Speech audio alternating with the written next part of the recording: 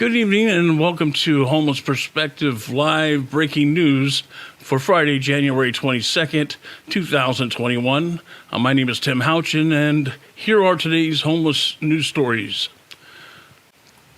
The Los Angeles County Department of Public Health reported this month that overdose deaths, especially those involving fentanyl, increased among the homeless during the worldwide pandemic. The data was released in Public Health's second annual report on homeless mortality, which includes data from 2019 and part of 2020. The report also stated that 1,267 homeless people died in 2019 for LA County, record number, and 153 more than 2018. The leading cause of deaths among homeless people has been drug overdoses in LA County since 2017, and between 2016 and 2019, the overdose rate rose 84%, according to officials. For the combined years of 2017 to 2019, the risk of drug overdose was 36 times higher for people experiencing homelessness than for the general population. The other four leading causes of death among homeless people are coronary heart disease, traffic injuries, homicide, and suicide, according to officials who said they are between 4 and 17 times more likely to die from those four causes than the general public is.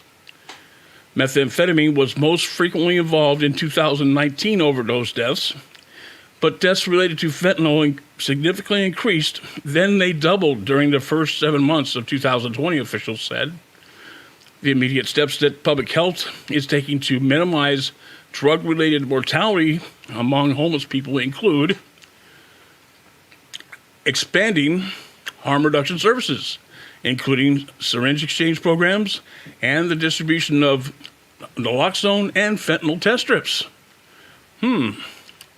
Increasing access to supportive housing for homeless people with substance use disorder. Now, this entire month has been dedicated by Homeless Perspective to the topic of homelessness and the opioid epidemic. And each week in January, we have invited special guests with expertise in the areas of opioid addiction to participate in discussion on our Homeless Perspective Live weekly update. It's a program that broadcasts live each Saturday night beginning at 8 p.m. Now, please join us tomorrow night at 8 when our guest will be Mike Schaub from Social Model Recovery Systems in Los Angeles. And Mike will speak with us on a number of issues pertaining to homelessness and opioid addictions.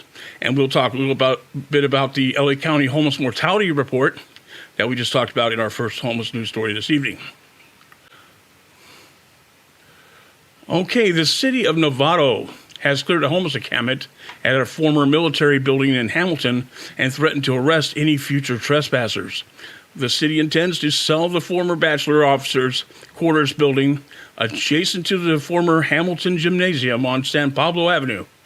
It has valued the nearly 10-acre property at $6.9 million. The city cited safety and fire hazards, budget concerns, and its intent to sell the building among the reasons to remove the camp.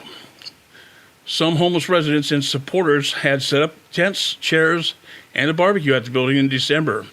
Homeless resident Jason Saris, one of the last to remain, said they set up the camp as part of an effort to convert the building into homeless housing. Saris, who was not at the encampment when it was cleared, said he plans to file a claim with the city alleging it violated a ruling by the 9th U.S. Circuit Court of Appeals. The 2018 ruling, which was denied review by the U.S. Supreme Court, bars local governments from preventing someone from sleeping on public land if there is not enough shelter space. Last week, the city gave Saris a 72-hour notice that all property remaining at the site would be removed. The city seized the items on Tuesday and is holding it until the owner picks them up. Saris said officials seized a box of clothing, a couple of sleeping bags, a coat rack, and 2 jackets. He intends to retrieve his possessions.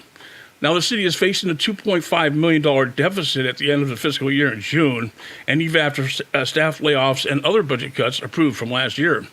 The Novato City Council voted to declare the bachelor officers' quarters as surplus property last year with the intent to sell it to generate revenue. AB 1486, a state law signed in 2019, requires the city to prioritize negotiations with buyers who plan to build housing, school facilities, parks, or open space before placing its surplus property on the open market. The property was listed on the State Housing and Community Development Registry on January 8th. If a group or organization expresses interest by March 9th, it is guaranteed a negotiation period of up until June 9th. Okay, the city of Sacramento will allow small sanctioned homeless encampments to open in vacant lots across the city where up to 80 people can sleep in tents, vehicles, or tiny homes. The Sacramento City Council on Tuesday voted to create a temporary emergency ordinance to allow so-called safe grounds, a lower-cost shelter model homeless activists have been demanding for years. Mayor Darrell Steinberg is pushing to open 63 tiny homes within 50 days, which the council will vote on next week.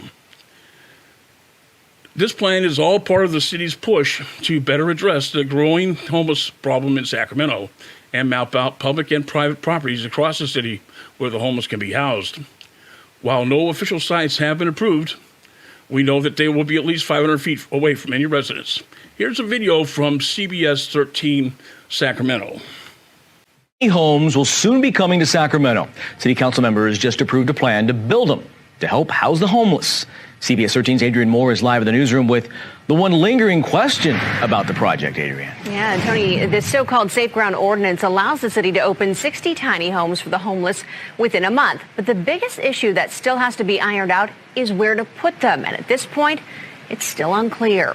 This is all part of the city's push to better address the growing homeless problem here in Sacramento and map out public and private properties across the city where homeless can be housed. While no official sites have been officially approved, we know they will be at least 500 feet away from any residence. Sites that have been discussed in the past include an Amtrak train station parking lot, a gravel lot on Front Street, and even a garage on Capitol Avenue and 21st. So we just need to show this community that there's fair share and that this is a citywide, not just a citywide problem, but a citywide solution. So today's vote is separate, by the way, from the city's larger homeless plan known as its master plan, which City Council will finalize and approve in June. Well, all right. That's all for Homeless Perspective live breaking news for tonight. We'd like to remind you that coming up tomorrow night at 8 p.m., will be this week's episode of Homeless Perspective Live Weekly Update. Here we will cover the top homeless news stories for the week. And the month of January has been dedicated to the topic of homelessness and the opioid epidemic. And in keeping with our commitment to bringing you the very best of information regarding this hot button topic, we will have another special guest with expertise in the area of homelessness and opioid addiction.